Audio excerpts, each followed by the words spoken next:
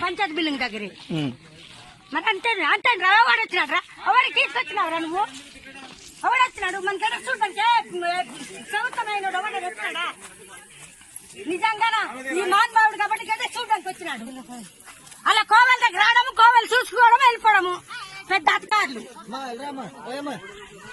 ఇప్పుడు కూడా రాలేదు ఇదిగో మహానుభావుడు కాబట్టి వచ్చినాడు నిజంగానా ఇంతవరకు దండము ఏ మహానుభావుడు కూడా ఒక్కడు కూడా ఇప్పుడు నా ఏ ప్రభుత్వంలో నేను మాట్లాడమన్నా నాడుతాను నాకేం భయం లేదు అంతే గ్యారంటీ ఇచ్చినాను.